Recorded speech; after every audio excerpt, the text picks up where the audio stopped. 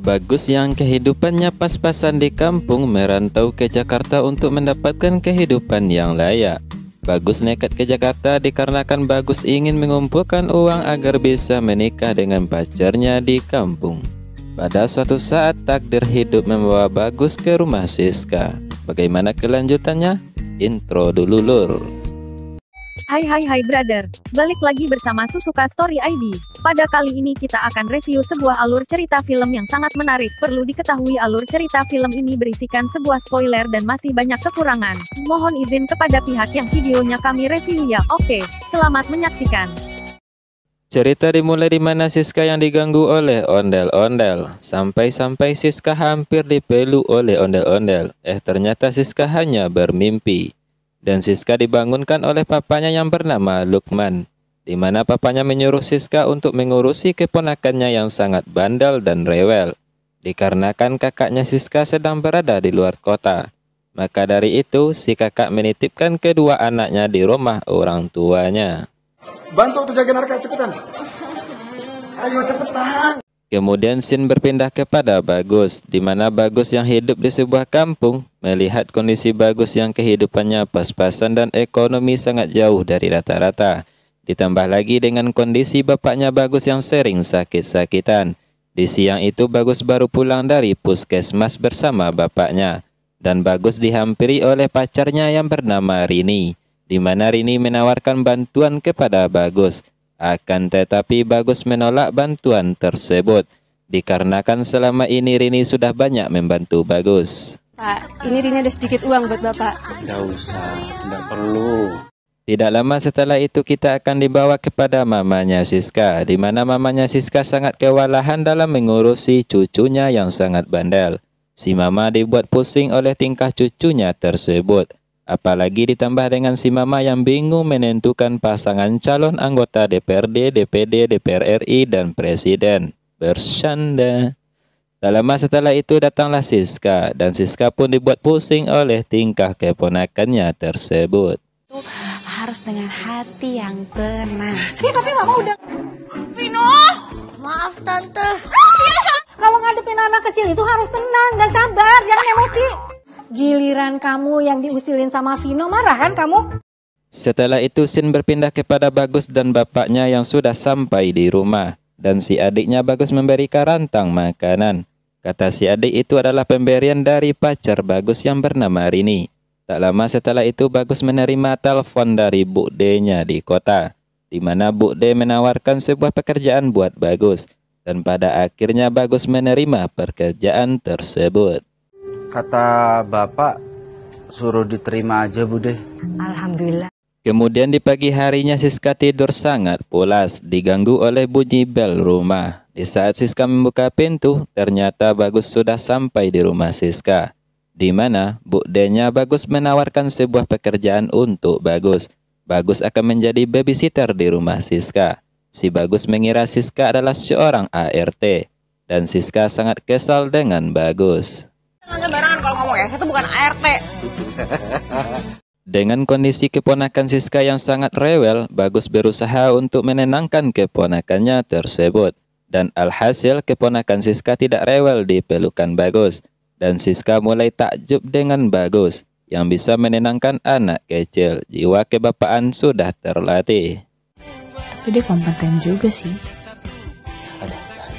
Kemudian kita akan diperlihatkan kepada Rini yang datang ke rumah Bagus. Dan Rini bertemu dengan bapaknya Bagus. Dan si bapak mengatakan bahwa Bagus kerja di Jakarta. Dan si bapak juga tidak tahu alamat di mana Bagus bekerja.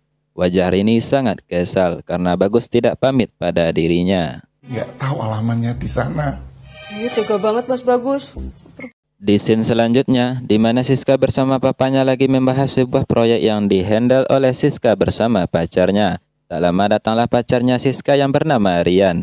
Dan Rian menjelaskan kepada papanya Siska bahwa proyek berjalan dengan sangat sempurna. Akan tetapi pada saat itu Rian menerima telepon dari pacarnya yang satu lagi. Wedeh buaya juga si Rian ini bro. Ya gimana nggak pucat.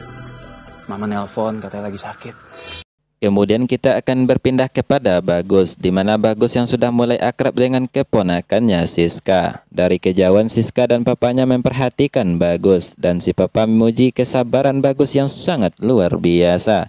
Tak lama setelah itu Bagus disuruh oleh keponakannya Siska untuk berenang, dan pada akhirnya Bagus langsung melompat ke dalam kolam. Akan tetapi Bagus tidak muncul-muncul ke permukaan. Papa Siska sangat cemas dengan keselamatan Bagus. Akhirnya si papa segera mendekati kolam tersebut, dan pada akhirnya Bagus muncul juga dari dasar kolam. Terus muncul habis itu? Munculnya di rumah sakit, Pak. Saya pingsan, Pak. Kemudian kita akan diperlihatkan kepada Siska yang berpamitan kepada mamanya, di mana di malam itu Siska mau pergi dinner bersama Rian. Akan tetapi mama Siska tidak suka dengan Rian. Siska terus pergi dan akan segera pergi bersama Rian. Sebelum pergi, Rian meminta Siska untuk traktir malam ini, dikarenakan dompet Rian sangat tipis. Selain suka selingkuh, ternyata Rian juga matre. Dan pada akhirnya Siska tidak jadi dinner bersama pacarnya. Sayang, yaudah aku aja yang bayar makannya, tapi kamu bayar bensin gimana? Di saat Bagus mengajak keponakannya Siska untuk bermain di taman, Bagus tidak sengaja melihat pacarnya Siska lagi bersama wanita lain. Dan pada akhirnya Bagus menghampiri pacar Siska tersebut. Dan pacar Siska itu memperingati Bagus jangan bilang-bilang ke Siska. Wah, was lu ngomong-ngomong sama Siska lu. Ayo. Kemudian kita akan dibawa kepada Siska, di mana Siska sangat kecewa dan sedih kepada Rian. Di mana Siska melihat Rian sudah berselingkuh. Dan Rian mendekati Siska hanya untuk ambil posisi aman di kantor papanya Siska. Kedua orang tua Siska sudah mengetahui kalau Rian bukan orang yang baik. Dengan kondisi Siska yang sangat sedih, Bagus disuruh sama papanya Siska untuk mengajak Siska jalan sambil mencoba mobil antiknya si papa. Wow, dari sinilah asmara mereka mulai tumbuh. Oke lur, mari kita lihat video romantis Bagus dan Siska lur.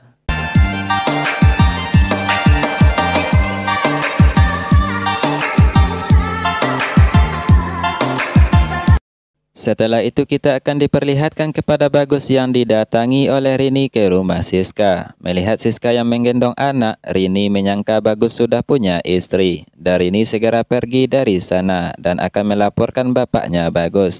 Karena Bagus dan bapaknya memiliki hutang sama keluarga Rini. Pokoknya aku nggak terima. Tak laporin bapakmu ya mas. Ya, Rin. Sementara itu Siska juga sangat sedih dan kesal. Ternyata Bagus juga punya wanita lain. Dikarenakan Siska sudah mulai sayang dan mencintai Bagus. Dan Bagus berusaha menjelaskan perihal hubungan sama Rini kepada Siska. Dan Siska kecewa dengan Bagus dan ngambekan. Dia jauh-jauh dari Jogja nyamperin kamu ke sini. Dan pada akhirnya Bagus pulang kampung. Momen Siska dan Bagus hanya meninggalkan kenangan saja. Siska sangat merindukan sosok Mas Bagus di hidupnya. Ternyata aku benar-benar kehilangan kamu ya Gus. Kemudian keluarga Siska mendatangi rumahnya Bagus di Jogja. Akan tetapi Bagus dan Rini akan segera ijab kabul. Dan Bagus sangat tidak menyangka akan terjadi seperti ini. Menikah dengan orang yang tidak ia cintai. Dan pada akhirnya Bagus kabur dari pernikahannya. Kabur lewat pintu belakang waktu ijab kabul tadi. Astagfirullahaladzim. Tak lama setelah itu datanglah Siska dan Bagus menyampaikan rasa cintanya kepada Siska dan mereka pun berpelukan mesra dengan wajah kebahagiaan. Aku juga cinta banget sama kamu. Bagaimana lur? Suka dengan FTV-nya? Silakan berkomentar. Kemudian pelajaran yang dapat kita ambil adalah jika kalian saling mencintai, ungkapkanlah. Dan jangan sesekali kalian memaksakan cinta. Ketulusan cinta akan datang dengan sendirinya tanpa dipaksa. FTV ini sangat bagus dan layak untuk ditonton. Para pemainnya juga sangat bagus. Apalagi video dan gambaran karakter tokoh sangat baik sekali. Sekian, terima kasih. Bye-bye.